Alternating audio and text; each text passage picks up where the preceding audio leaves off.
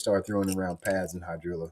If anything gets on it at all, the smallest like leaf, smallest piece of grass, then it's gonna foul the bait up and it won't work properly. Where some of these other baits can have just a little bit of grass on them, a little leaf, a little anything on them, and they'll still work right. Walking top waters, they pretty. They melt at the sight of anything that disturbs the action on them. Let's jump to the buzz baits.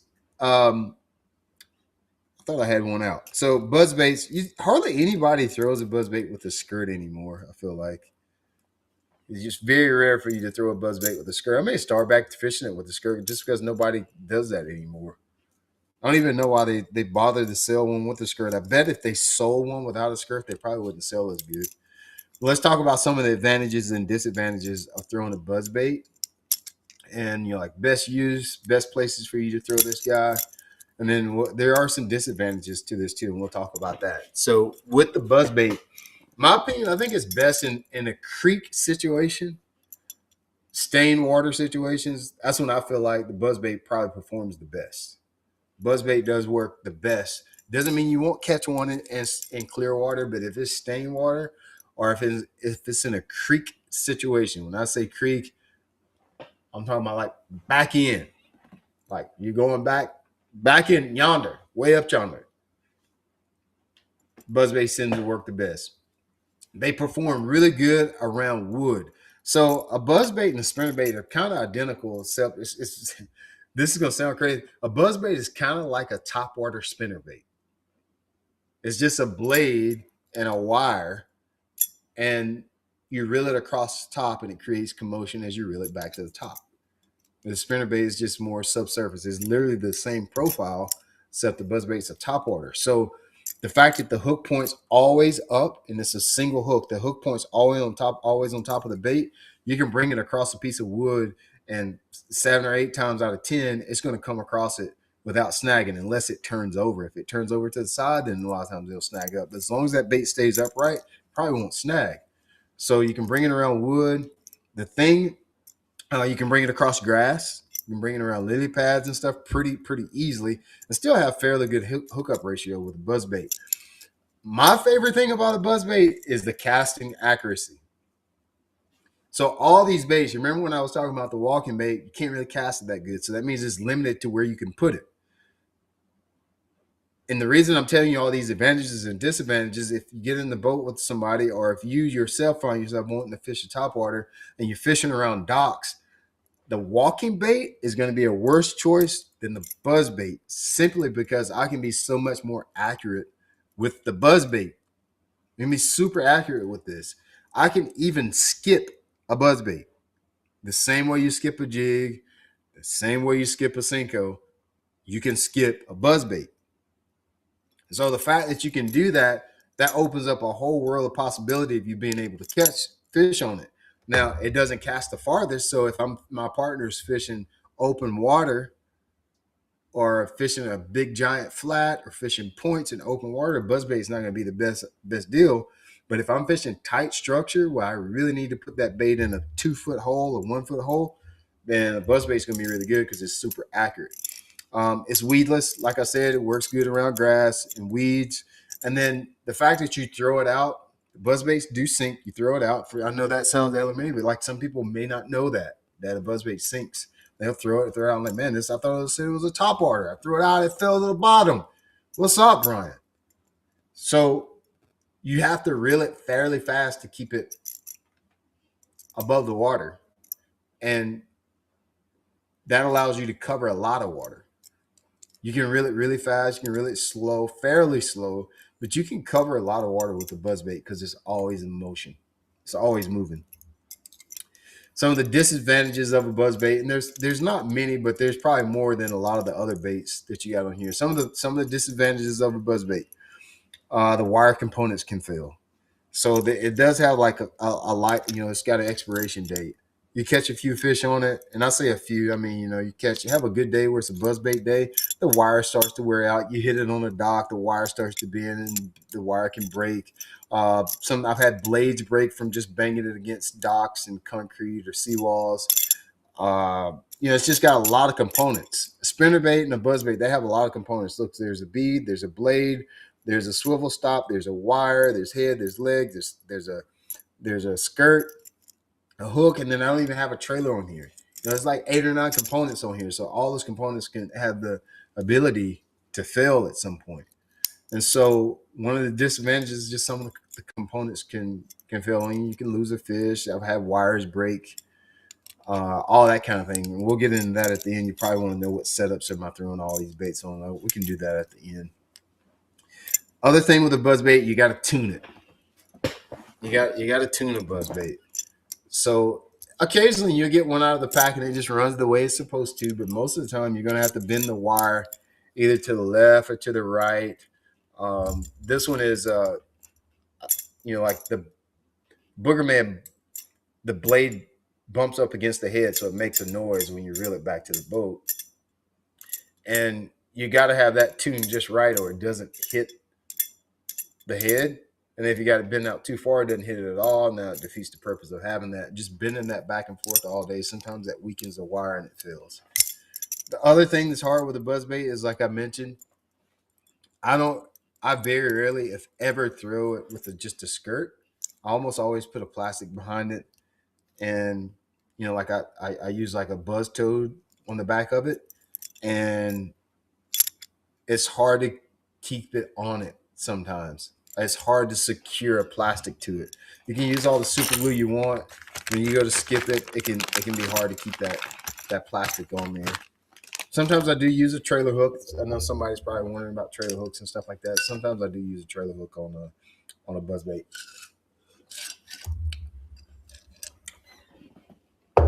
How about poppers? Many people use poppers. Poppers are probably one of my favorite. They're really popular. Poppers are really popular around here. This one right here is a bass mooch. What do we call this thing? Papa Chewy. It's a Papa Chewy. If you're watching on TikTok, it's Papa Chewy. Poppers are really fun to fish, and it's a good bait for you to fish this time of the year because if there's bass feeding on bren, it's hard to beat a popper if you can throw it. If you can throw it anywhere and get 2 or 3 pops out of it, I would say throw a popper in the summer, especially if you're talking about shallow cover. Probably be one of my favorite top water baits to fish, even more so than a buzz bait or a plopper. I don't like ploppers. I don't really catch fish on ploppers, but the popper, Popper, one of my favorites. Some of the most aggressive bites you ever have will be on a popper. The advantages and best uses of a popper. You can cast them, I'm going to say moderately accurate. I don't want to say super accurate because I can't skip a popper, but I can put him in, I can be very precise with my cast with it. They do cast fairly well, especially at short distances. Back in the day, there were a couple of guys. Some of y'all, most people are not going to know who these guys are, but there's a couple of guys that are really popular for flipping these in around flooded bushes. Craig Powers, this guy from Tennessee. A lot of Tennessee guys, they were really known for throwing poppers around flooded bushes in the spring, even in the summer. Craig Powers won a couple tournaments on the. I don't know if he won the tournaments, but he did really well back in the day, fishing Red River, Kentucky Lake, all those places. Dan Moorhead, he used to do that too.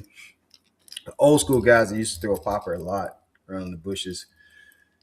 In my opinion, best water clarity is going to be like somewhat stained to maybe even clear.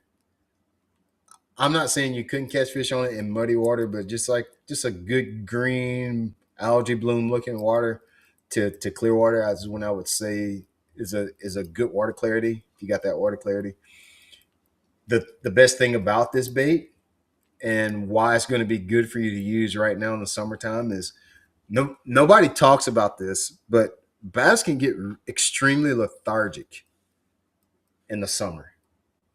When you hear lethargic, most of the time it's in the context of winter fishing, but bass can get super lethargic in the winter. In the summer, they can get where they'll get by a piece of structure, a dock, a lay down, a stump, and they just sit there.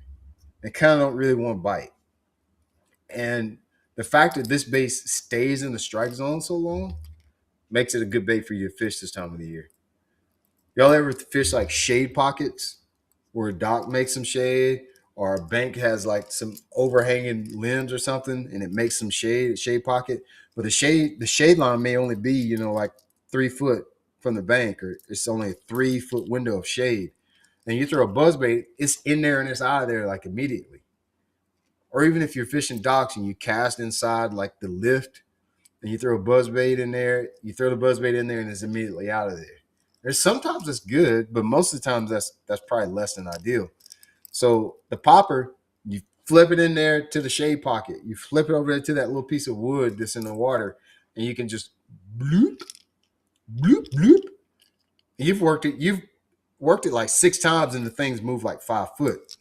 It's all because it's got this like flat face on the front of it. So when it hits the water, it's not moving as far. That flat face creates a lot of resistance. So every time it bloop, it stays in place. And that can be the key to getting those lethargic fish, lethargic summertime fish. Keep in mind, anytime you hear the word lethargic, most people talk about summertime and I mean wintertime, but summertime fish can be very lethargic. It can take several casts sometimes to get them to bite, especially when we get deep into the summer. So being able to keep it around whatever targets you're fishing very long makes it a good bait to use. I just think this bait performs best if you're shallow water target fishing.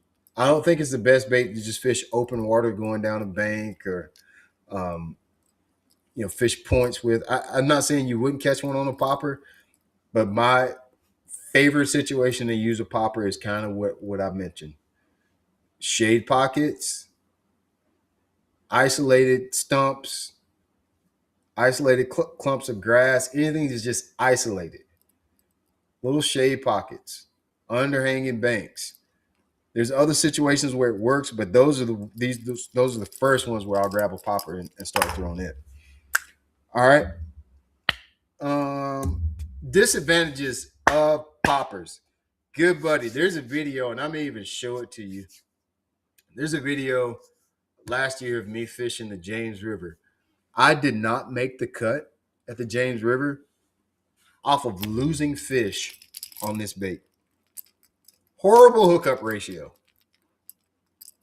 When he blows up on a popper, you got a 1 in 6 chance, or 6 in 1. How do I say that? You got, I don't know, 6 out of 10 chances. If you get 10 bites, you're gonna get 6 of them on popper.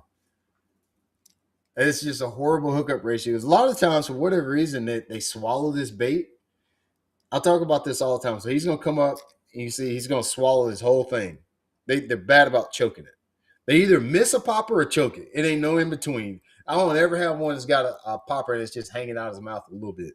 It's in the back of his goozle guddle, or he just misses it. One or the other. He never like barely got it. And so what happens? He swallows it. He got all that bait in his mouth. Well, you set the hook. You see how the front of that bait is just flat? So if he's got it, his mouth closed on that, the only way for you to get the hook in that fish is if when he's got the mouth closed around it, is if you can get this bait to move.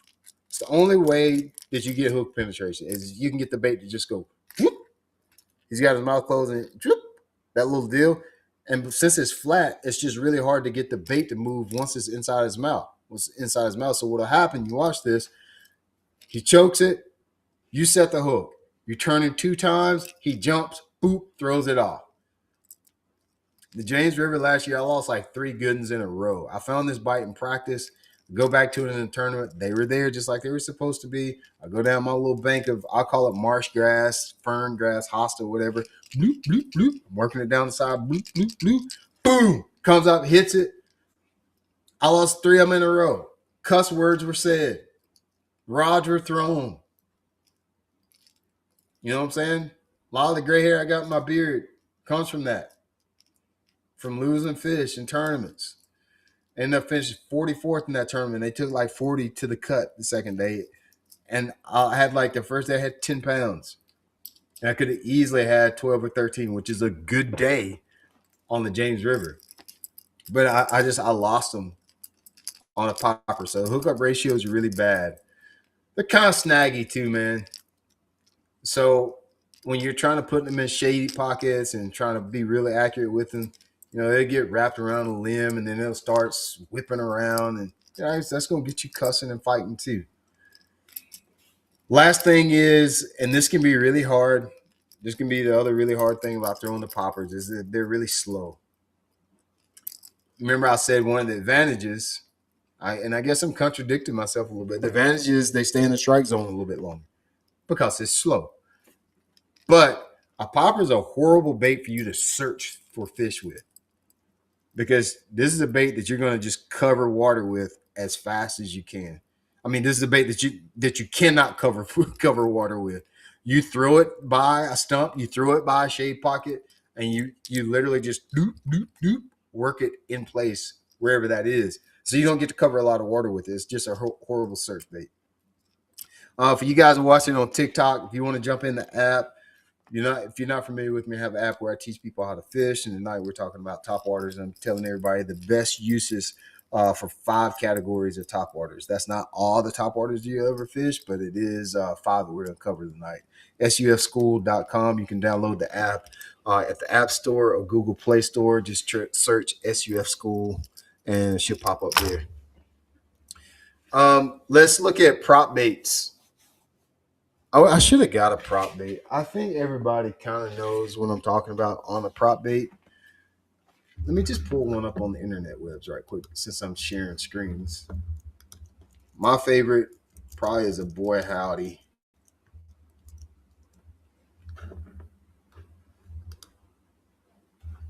That is not what I'm looking for. It's this bait right here. This is my favorite prop bait. I like the white one. Usually when I throw a prop, that's the only prop that I use. This one right here, this color. Is it going to change? This one right here. That's the only one that I use. Now, that's an old cotton cordell. That bait's probably 100 years old. I don't know how old it is. Let's see. I'm 43, so I know it's older than 50 years old. It's probably 70 years old. It's an old bait. My dad used to throw it. That and the Devil's Horse. I didn't even know about this one right here. I would throw this one. 3-inch crazy shad. Huh. There's a YouTube video on it. Let's watch it right quick. Let's see what he's got to say about it.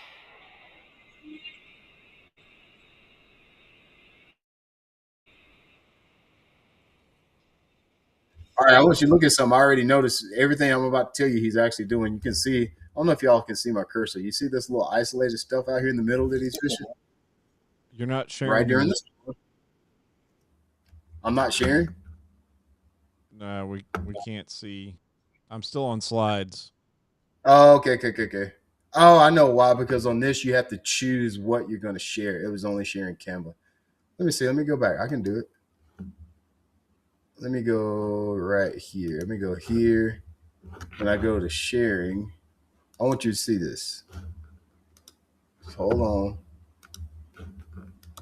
Okay. You see it now, right? Yeah. Okay.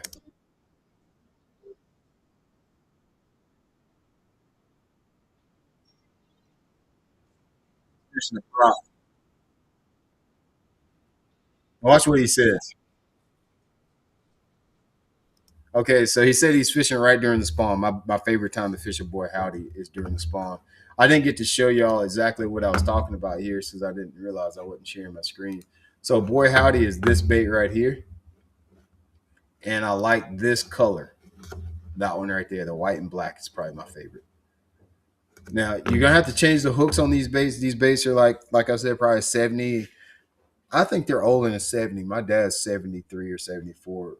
They're probably older than he is. It's an old bait. But they just work. You do need to change the hooks on those. If you want to know what hook I use an Owner ST36 tribbles on that bait. You're on a full screen paused video. Are you? Oh, because I didn't. I had to change again on them. Let's go back here. All right, so let's see. I can go back. There we go. All right, so I just got to use this. Glad you told me that. This is the bait. This is the boy howdy. This is the color. Oh, and right there, you do need to change the hooks to ST36s, and then I use a feather hook in the back to help slow the bait down even more. And it'll make sense why I'm saying that here in a second. This guy was fishing during the spawn, which I thought was interesting because that's when I really like to fish prop baits. I do fish them in the summertime occasionally, but the only reason I don't, which we'll get to it on the advantages and disadvantages, I tend to not fish it during summer because it's just so slow, man. Just so slow.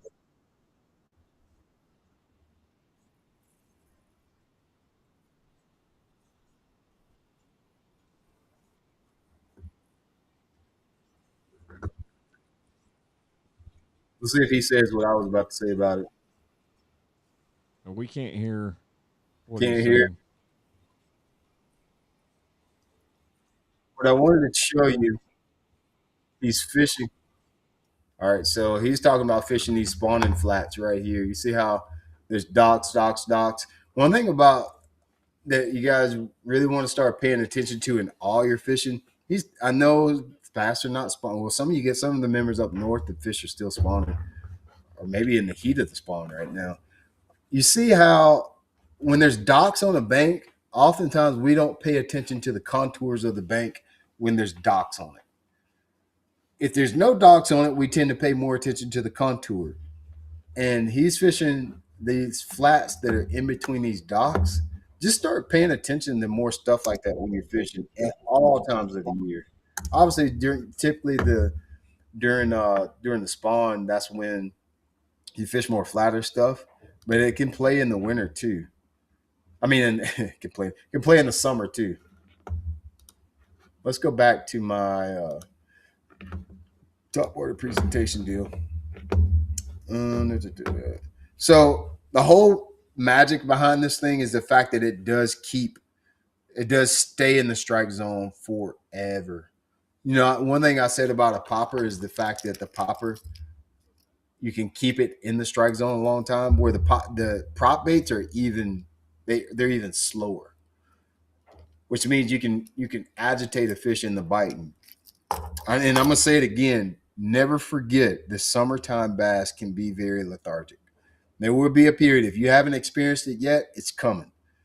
They can get to the point where several casts at a laydown, several casts at a stick, a rock, a dock piling, a dock ladder. It takes several flips to get them to bite.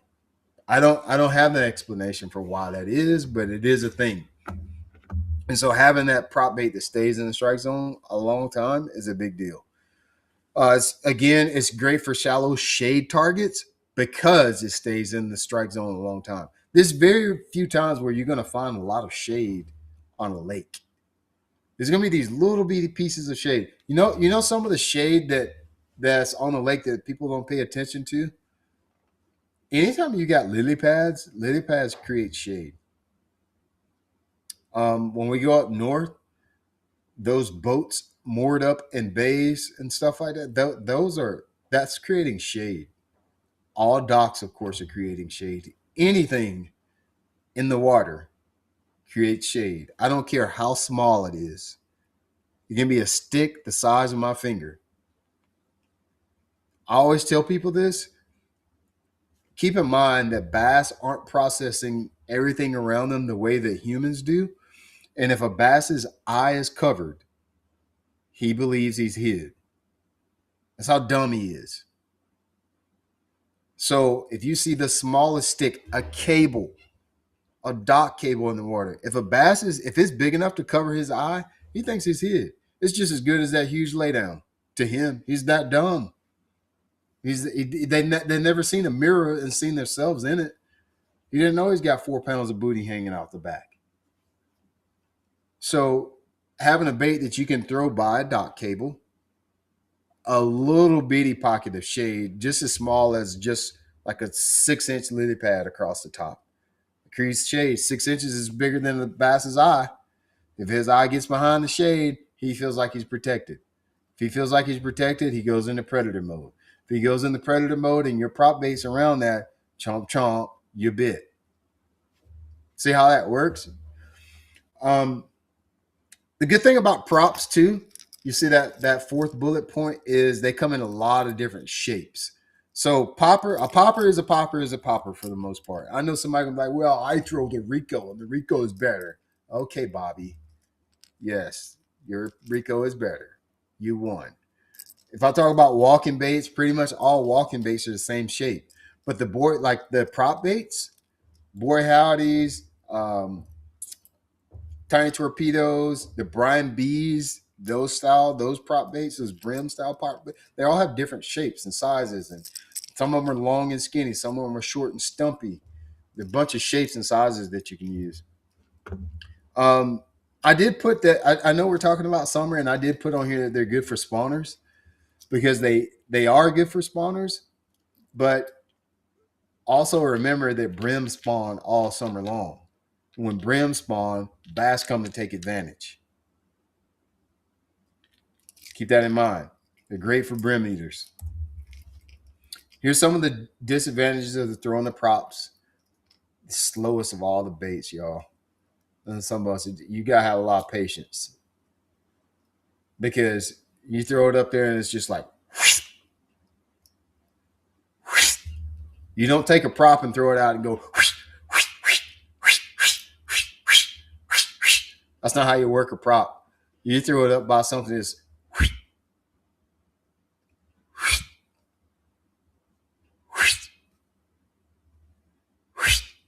it's slow. Like one cast can last a minute or more. Just one cast. You ain't got that many minutes in your day. Other thing, it can be snaggy. And when I say snaggy, I'm not even talking about just snaggy around bushes and stuff. It'll snag on itself. The line gets wrapped around the prop. The line gets wrapped around the hooks. The line gets wrapped around you. The props get wrapped around the line some more. After you done wrapped it around there, it can be an aggravating pain in the butt to fish sometimes. There's ways to mitigate that with your line and your setups. We're going to talk about that at the end here, but yeah, there's ways to stop it, but they still snag up. They still can be real snaggy. I didn't do that. Yeah, that was my disadvantage. Okay, let's talk about frogs. And my context of frogs here is hollow belly frogs. I feel like most people are familiar with that. I didn't bring one on the table to show y'all what it is, but the advantages of frogs: highly accurate. You can be super accurate with the hollow belly frog. I can skip that sucker under a dock. One day there was a man walking on his dock. I skipped it under his legs. He was drinking a beer on his dock. I skipped it under his leg and called a 2-pounder. That's how accurate you can be with those things. I'm lying, y'all. I'm just trying to draw an illustration of how accurate a frog can be. They can work in any water clarity. Clear, stain, muddy. They don't matter. It works in just about any water situation. The cool thing about a frog is I can get it to stay in the strike zone a very, very long time, just like I can with a prop or a popper. And I can cover a lot of water with it. It's one of the only top waters that works very slow and very fast. I mean, I can cover a lot of water on mats with it. Just get out there and fan cast stand in one spot and just. Or I can work it really slow. I can make it cause a lot of commotion, or I can just make it slither across grass. Pretty fun to fish.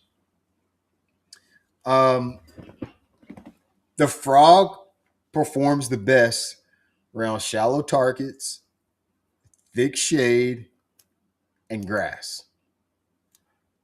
Now, believe it or not, where I live, we have no grass. Most of my experience fishing and most of my learning of fishing, I have fished in the Carolinas where we don't, in the upstate of Carolina, where we don't have grass at all. There is no grass. You got to go 100 foot up on the bank to find some grass. I've spent more time with the frog than I have any of these top waters that we talked about here. And it's mainly because a frog is a bait that I can skip. I can put it where bass aren't used to seeing a topwater. And this very subject is what I almost did tonight's lesson on, and I backed out at the last moment. One thing that'll help your success in just all of your fishing is starting to explore using baits that are difficult to use because bass don't see them in that situation very often. It's not so much the same case now, but 10 years ago, 15 years ago, nobody was really throwing a frog here where I live. And nobody was throwing it on the south end of Lake Hartwell around docks. And so much of the money that I won in July and August was fishing a frog in 15-foot visibility water around docks. Because I was putting a bait that those bass just aren't used to seeing around docks. They weren't used to seeing a frog at all.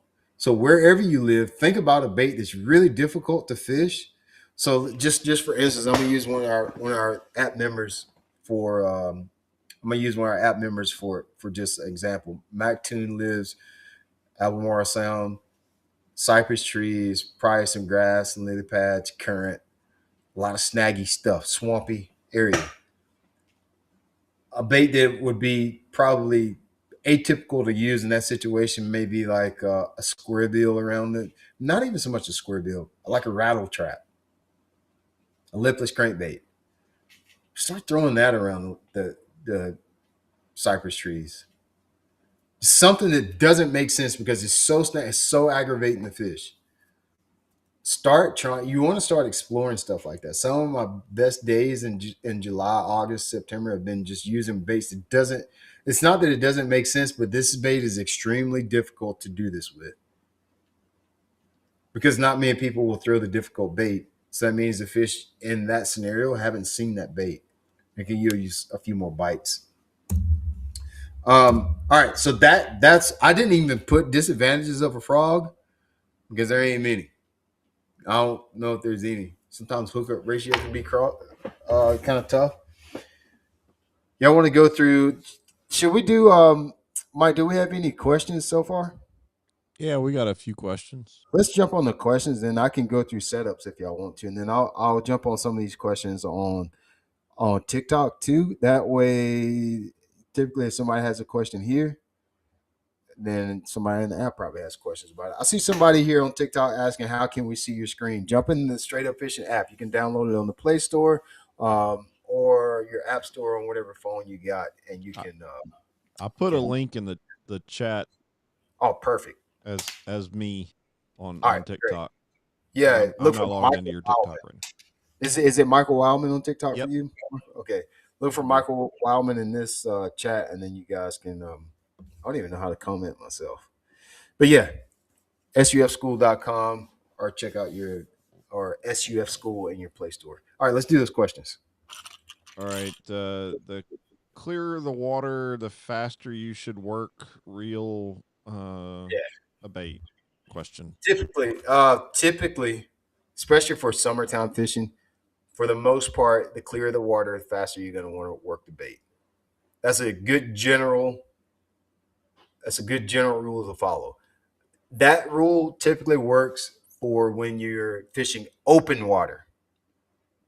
Now, because I can fish clear water and still be fishing targets. Let's say a dock, grass. A good example of this. I'm gonna give y'all some homework. After this class is over tonight, I want you to go watch the Bassmaster Elite Series in like 2014, 2015 on Lake Havasu. I want you to watch Aaron Martins and maybe Edwin Evers. I feel like the water is the clearest water I think I've ever witnessed on any professional tournament trail ever. Aaron Martins won at flipping grass. And I remember Edwin Evers catching some fish on a frog. None of those are fast baits, but they were fishing. They were catching fish that were pushed back up in things. So, Michael, let's just go to full screen on this too. Let me go. Can we do that? So yeah, make sure it's all about context when you're talking about speed. It's all going to be about context of the situation. The clear water is a part of the formula, but if you don't have any structure and you're just fishing just open bank, open water, probably faster is better. If I'm fishing isolated targets, most of the time I'm going to try to slow that bait down. Keep it in the place. While you're talking about that, there's another question of what about fishing top water over deep water, 25 to 50 feet deep? Said I Man, have steep banks. so where I live, that the biggest context of top water fishing is fishing 30 foot deeper or deeper. So when you have deep water like that, those fish are almost never that deep. They're over 30 foot, they're over 20 foot, but they're in the top 5 foot of the water column. It's where all oxygen, it's where all the food is. Especially if it's clear, they're always going to be at the top of the water column. And so walking style baits, there ain't nothing really to talk about there. Just walking style baits work really fast. Open water, walking baits. That's what we use here in the Carolinas all the time. This deal here. It's number one style, not necessarily that bait, but that walking style bait, because you remember I said in the first part, you can work it extremely fast. If you're fishing clear water, you want to get your bait away from you. I bet you can cast it 100 foot, 120 foot. So that's going to be the best bait for you to use most of the time. All right, Greg Dixon. When I fish walkers, the front treble gets tangled in the line a lot, mostly with a longer bait with 3. Can I just take the treble hook off? Am I No. doing something wrong? No. So what was his name? Greg, you said? Greg Dixon. All right, Greg. So Greg's asking about, especially on 3 hook top waters, a lot of times the line will kick back and wrap around that front hook. Do not take that front treble off. You're using too small of line or too limber of line most of the time.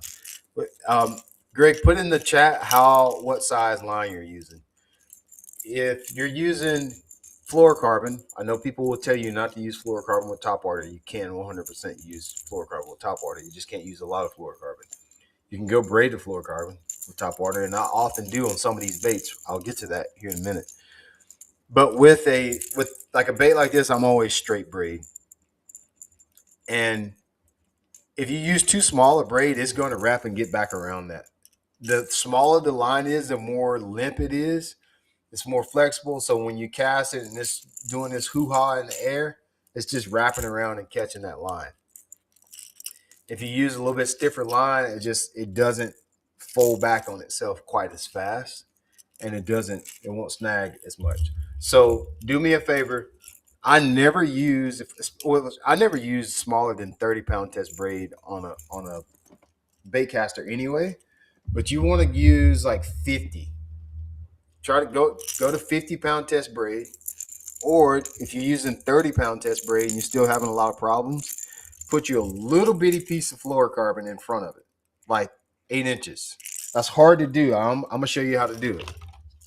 So if you want to put a little piece of fluorocarbon in front of your top water, put like a piece of 20 or 25-pound test fluorocarbon in front of your top water. Now there's a trick to doing that because you want to get a little bitty small piece. I'm gonna show you how to do it right here, and I'm gonna do this for free. TikTok, y'all gonna get this for free. So cut you a piece of fluorocarbon. I don't know, just make it about as long as your arms can stretch. I know that sounds stupid because I just told you to put like that much on there. So why am I telling you? It just makes it easier for you to deal with. If you got a longer piece of fluorocarbon, it's just going to be easier. This is not 20-pound test. Just pretend. Use your imagination. All right. So I got that much, like as far as my arms can stretch of fluorocarbon.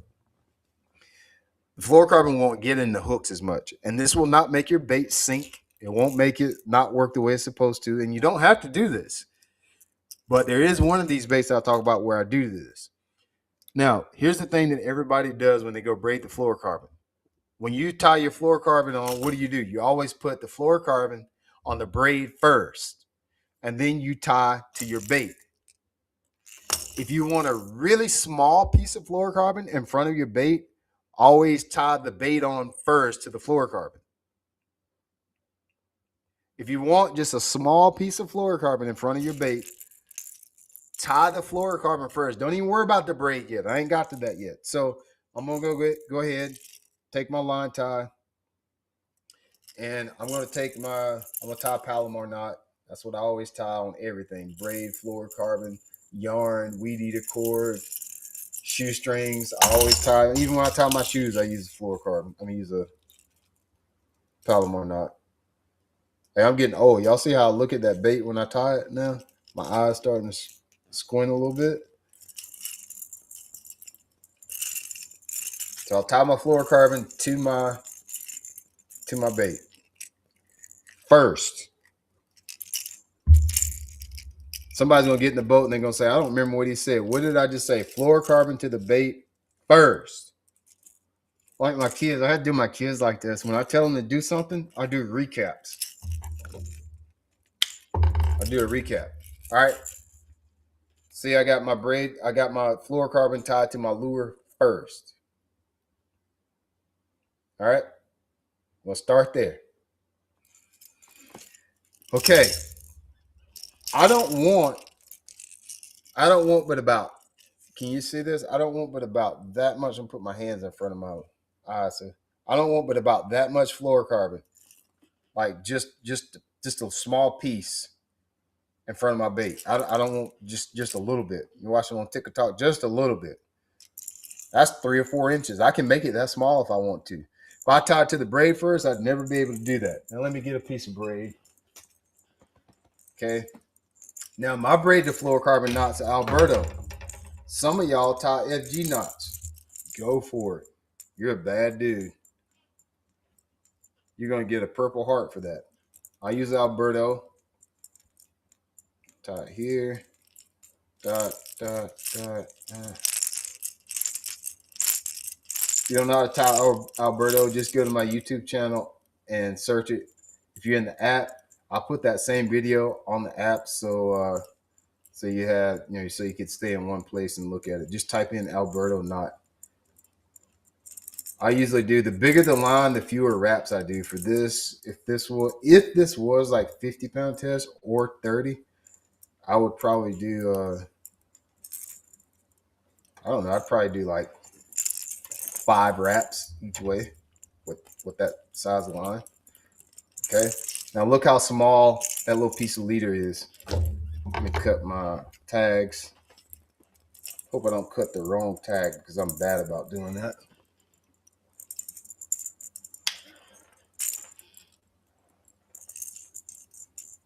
But when you do it this way, the reason I tie the lure on first, because that's the only way that I know how to accurately get just a little piece of fluorocarbon in front of my bait. That little piece of fluorocarbon, can you see that? I know that's hard to see. Okay, that little piece of fluorocarbon will not make your bait sink. And that'll keep your line from wrapping around your hook. Now, there's some other alternate ways you can do that. Some people put super glue on their braid. That won't hurt the braid. It just makes it stiff. Some people put wax on the braid or like chapstick on the braid that makes the braid stiff. Chapstick wears out. You have to reapply it. Some people have put bobber stops. So you can take and put 3 or 4 bobber stops in front of your bait, and that keeps the line stiff and keeps it from wrapping around in your front hook. So there's 3 or 4 options. 3 or 4 options if you got a bait and it's tangling up. And I do this with a prop. That little piece of fluorocarbon trick that I just showed you is what I usually do with a prop bait. Because props are notorious for the line getting back into the prop and then it don't work. I use this little piece of fluorocarbon because it was the first thing I learned how to do. But you can use bobber stops. It does the same thing. You can use chapstick. You can use wax. You could use super glue. Anything to make that line stiff so it stays in front, doesn't wrap around and catch the hook. All right. What's the next question? That was a great question. I like covering that kind of stuff here in the app. All right. Do you like a buzzbait with the loud clapper? I use the buzzbait that I talked about right here. This is a impact buzzbait. So the blade hits the head and it makes a knocking noise. It's a Booger Man. It's the only buzzbait I throw. Don't even talk to me about no other buzzbait. I don't own any other buzzbaits. If I throw a buzzbait, it's a Booger Man. All right. I've been throwing those for like 25 years or longer, like a long time. Maybe even when I was a kid. When I was a kid, we used to use a very similar style buzzbait to this, but it was called a chatter buzz that you would get from Walmart. They were like $2. But they were real small. But you would bend the wire so that the blade touches the head when it spins, and it makes that clacking noise. I've always used that style buzzbait, and then that went away. Chatterbuzz, when Walmart kind of stopped selling as much tackle, I wasn't able to get them anymore. And then I come across the Booger Man, and I've been using that ever since. Like literally, I think 20 years is probably underestimated. It's maybe longer than that, since I was like 14 or 15 years old. All right. All right. Jim asks, good top water for rivers or creeks? So good top water for river or creeks. Usually when I go creek fishing, keep in mind everything that we talked about in this conversation should point you in the right direction, because every creek or river is not the same. Some creeks have grass, some creeks have rocks, some creeks have currents, some creeks have nothing but sand and mud. So it's all going to be about contacts, and that this lesson has been really kind of bird dogging on which base to use. But the rivers that I fish, where I live, they have a lot of wood and a lot of rocks. So buzzbait is going to be one that I'm going to throw, and a popper most of the time. Matter of fact, there's a video of me fishing a river, the Flint River, about 2 years ago, and I caught a lot of fish on a popper in that particular trip. I could probably find just go Brian Latimer Flint River. So all you gotta do is type that in, Brian Latimer Flint River, on YouTube, and you'll see like an hour-long video of me and my buddy Flint fishing the Flint River and catching the second part of the trip we caught him on top water. First part of the trip we caught him on shaky head. Second part of the trip, all top water. So yeah, type that in. Go find that. All right. I just asked if there are any other questions. I'm not seeing. Or other There's things. some conversation back and forth. Something about big girls need loving. Not sure what we're talking about there. Oh boy. Peanut Gallery is talking tonight. Let me look on the TikTok. I had quite a bit of conversation going here on TikTok. Let me see if there's any questions. If you got a question, how about bump it up for me on the TikTok messages, and then like put the word question in front of it just so it stands out a little bit for me. This guy, so Papa Barbie says, what color frog to use around lily pads in clear water? Uh, Man, I really only have two color frogs that I use. I might be lying a little bit. I am lying. I got a bunch of frogs, and then I always end up gravitating to something with a white belly or something with brown or black. I do have a lot of color frogs. It's always white belly, brown belly, or black. And I wish I had a good explanation for why I choose what color I use. But I've caught them on white when they're feeding on brim, and I've caught them on brown when they're feeding on shad, and I've caught them on black in every other situation. I don't have a good answer for you on why they work, but I can tell you, when I tie on a frog, 99 out of 100 times, the frog, I guess this doesn't make sense to say this, is either white, black, or brown. And like, those kind of things, while it does matter, the biggest thing that matters is making sure that I'm finding fish in the beginning. And then colors, most of the time they're just seeing a silhouette of that frog, man. They're really just seeing a black silhouette above it. And then sometimes in certain situations when you're fishing a frog, they don't see it at all. They feel it. There was a time I fished, you can watch this on YouTube too. There was a time that Gerald Swindler and I fished on Gunnersville. He took me fishing some lily pads on Gunnersville. Man, we went way back up the creek. Boy, I thought we went way up Mud Creek, and if you know Mud Creek on Gunnersville, it's actually kind of dangerous in the back. We went way back up yonder in the middle of the day, and we get up there and start fishing lily pads. You can hear all the brim in the pads just, that sucking noise. And Those pads are so thick and so like these big pads, man, like the big ones, like the ones that are like a foot across, 18 inches across. We start fishing those pads, and I don't know how the fish even get them because the frog would come over these big old pads and it would just touch water for a second and you would see them come up and get it.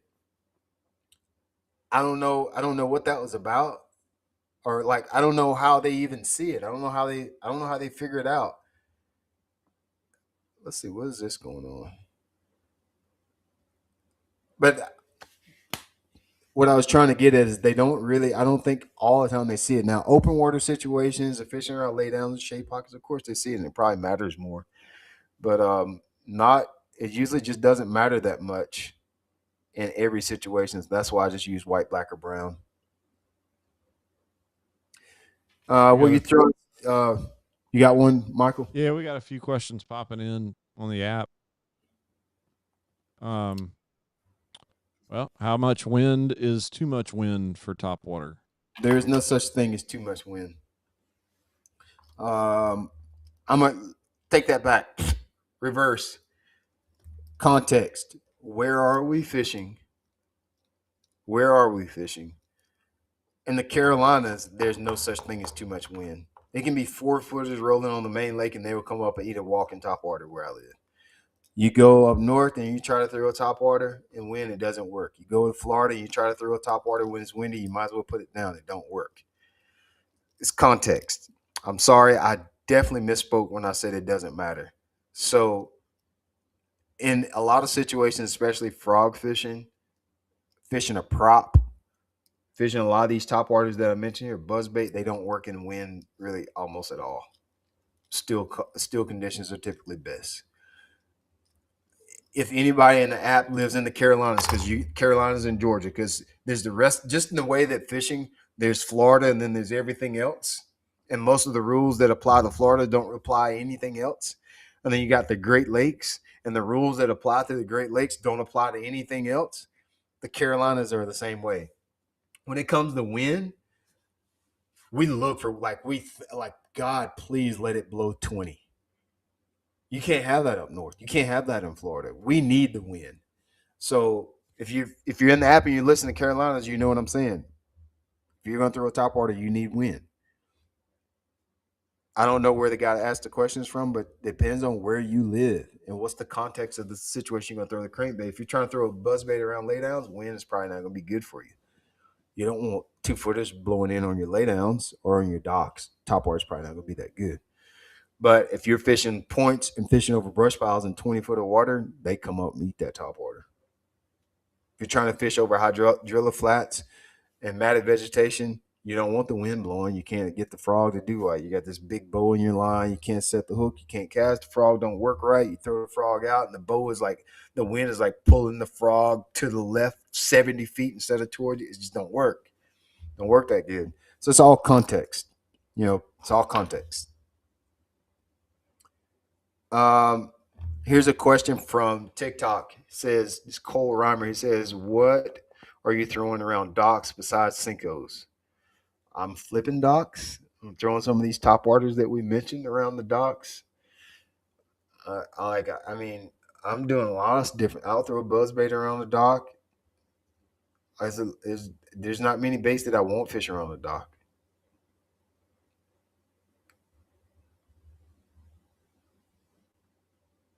There's a question about Corky's. I haven't got on the Corky deal yet. Yeah, you've opened up the floodgates of questions of all sorts of different techniques. Yeah. Used to reading the TikTok stuff. Yeah, it was like all kind of other stuff other than top water. What about in the app? What do we got So over yeah, there? when do you use torpedo lures? It's a prop bait. So in the same situations that I was telling you about the prop baits in the slideshow there. So props I like to use, especially during the spawn. But if you watch that video that I was telling you about where I was river fishing with my buddy Flint, Flint caught almost all his topwater fish on a tiny torpedo. But anytime you're trying to get a bait to stay in a percentage of the water for a very long time, the prop is going to be the best bait for that.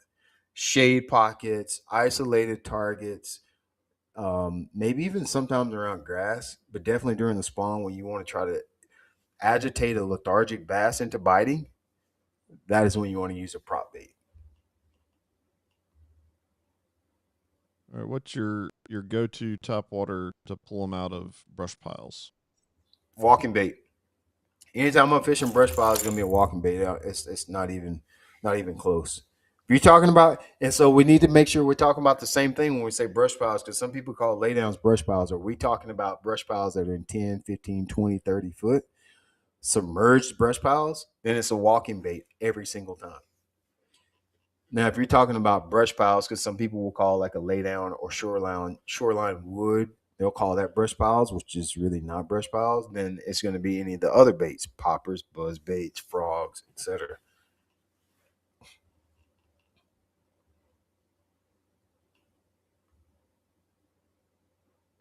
So here's let's see, AI summary. Top water question. No, that wasn't a question. It was an AI something. Yeah, I agree with Elijah here. He says 30 pounds is my lowest. If I'm throwing a bait caster, the smallest line I'm going to use is going to be 30 braid, 30 pound just braid.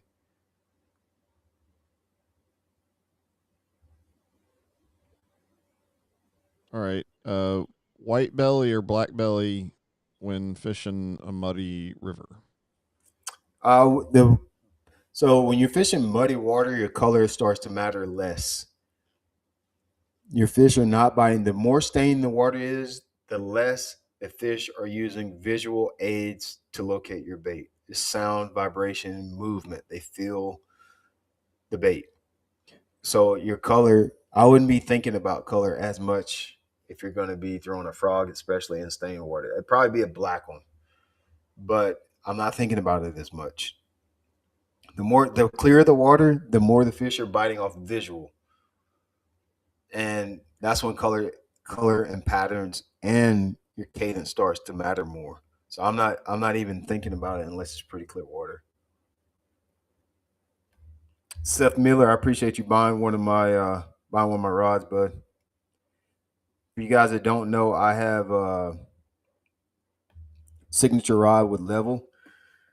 Just go to the website bassmooch.com. You can I have 5 rods in that lineup, 2 composite rods for cranking and chatterbaits, and I have a spinning rod. I have 2 spinning rods. I have like a panfish rod for throwing small lures in creeks and ponds, crappie jigs. It's basically a crappie rod, but it's a 7 foot crappie rod, like 7 foot spinning rod, but it's crappie length. It's got a lot of in it.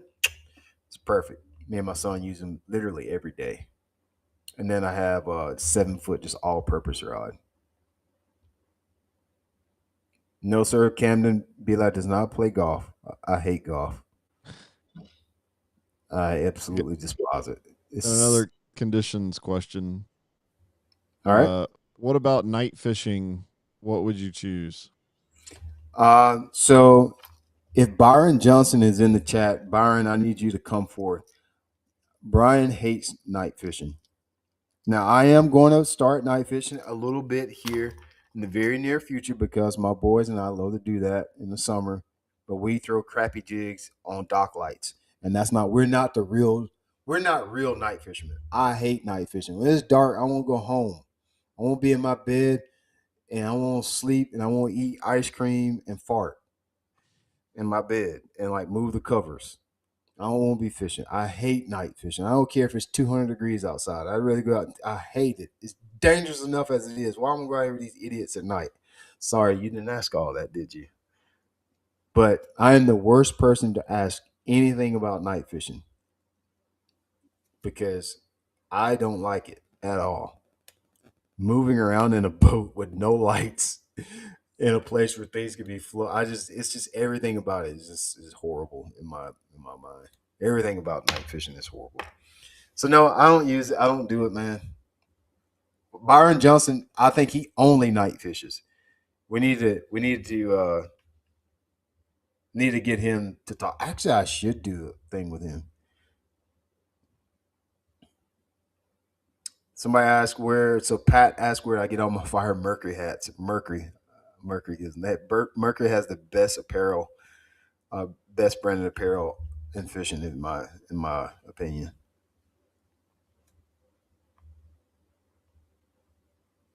All right, Brian Key asks when will Shop BLAT be back up? Looking for Probably an this update. fall. So my last tournament is in about 2 weeks. And so when I get some time this fall, I've actually started setting it up back here in the shop now. But now I'm down to the logistics part of figuring out getting the Shopify set up, the website actually set up. But I got all the inventory here housed here in the shop.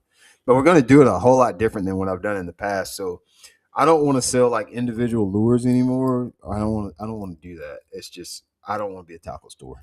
So, but what I am going to do, like how we're talking about top waters right now, I'm going to sell boxes of the baits that we're talking about.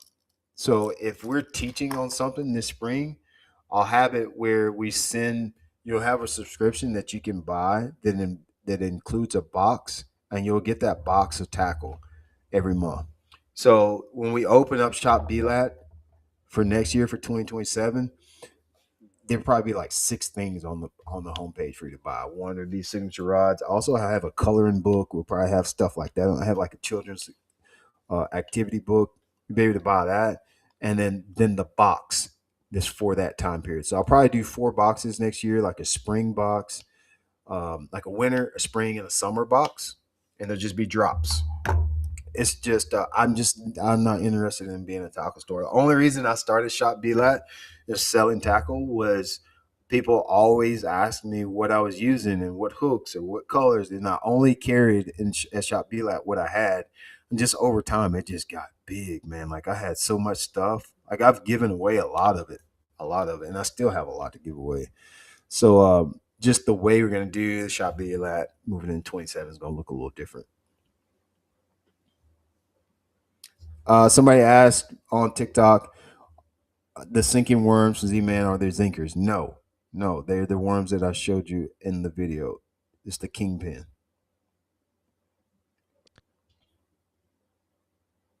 All right, Jim asked best shaky head for rivers and creeks, and I want to encourage you. I think Jim's fairly new in the app. Use that Jimmy, search. There's a bunch of just search river no, and shaky head, and you'll find a bunch of videos.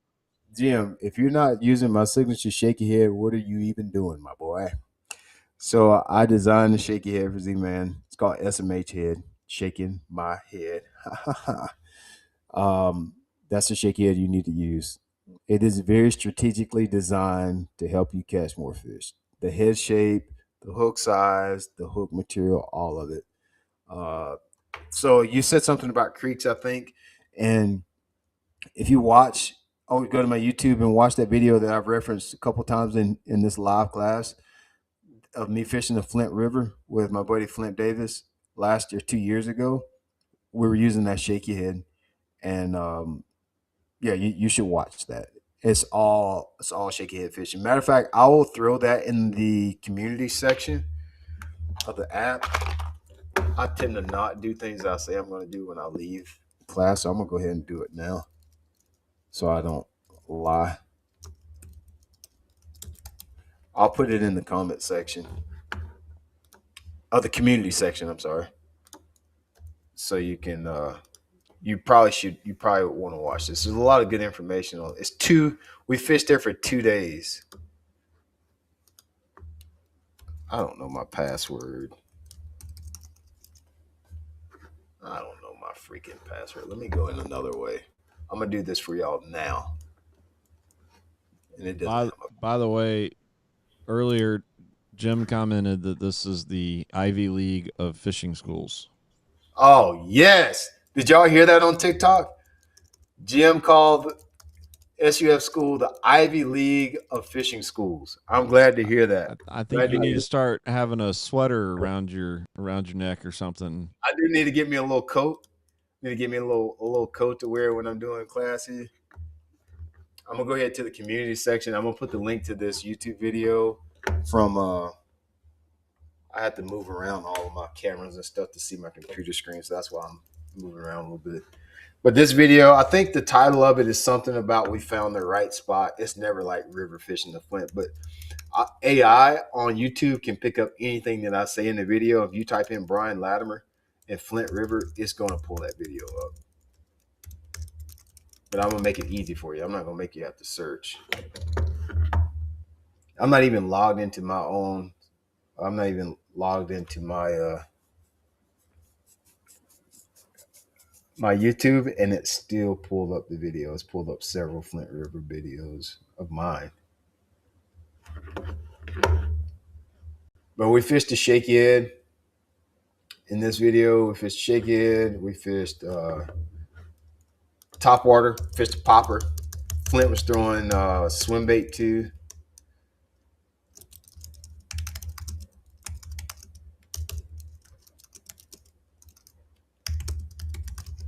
Okay, let's see here.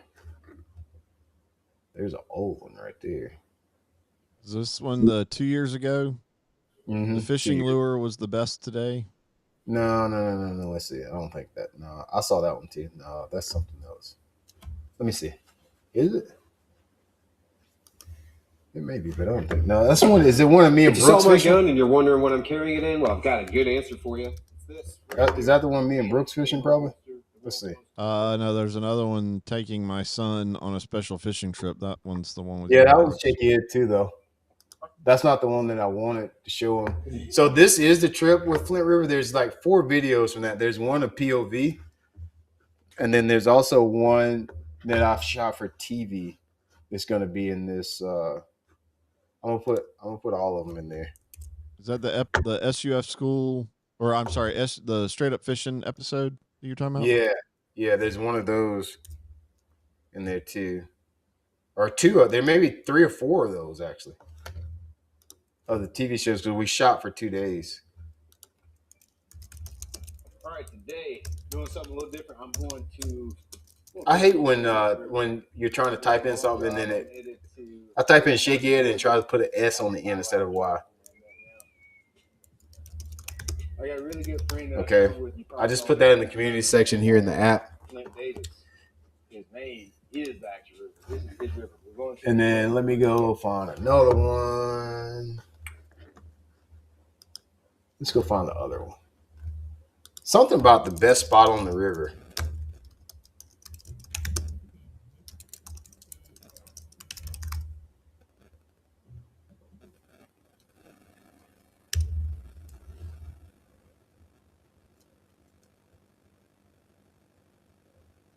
I'll find it later and put it on there. I'm not pulling up that other one. The one that I really want you to see.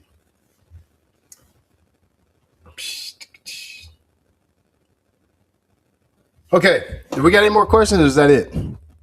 I think. Well, Caleb asked, did you announce the winners for the tournament? I did not yet. I got to give that, but that is my thing to do tonight, is to go through that spreadsheet and get all our winners picked out, and I do that announcement too. I said I was going to do that today. I should have done it by now. I'm not even gonna lie to you. I like woke up at 10 today, or 9 or 10, and I didn't do nothing until I did this. I didn't do nothing. I was tired, buddy. I fished every freaking day, and it's been so hot. I don't see any more questions on the TikTok either, so appreciate the love on the channel, Jeremy. Appreciate everybody tuning in on TikTok. Love to have y'all join the app, sufschool.com. Shoot me any questions you think there. Once you make an account, you can talk directly with me inside the app, and you can ask questions on the community section. We also hold tournaments, which is what Caleb is just talking about now. We had a weekly tournament, and we give away prizes, etc. in that tournament, awards. It's a big bass tournament, the biggest smallmouth, biggest largemouth, and biggest spotted bass. And we do 3 places for each category, so you have a good chance to win some prizes just by being a part of our community. Win tackle and apparel. All right, Mike.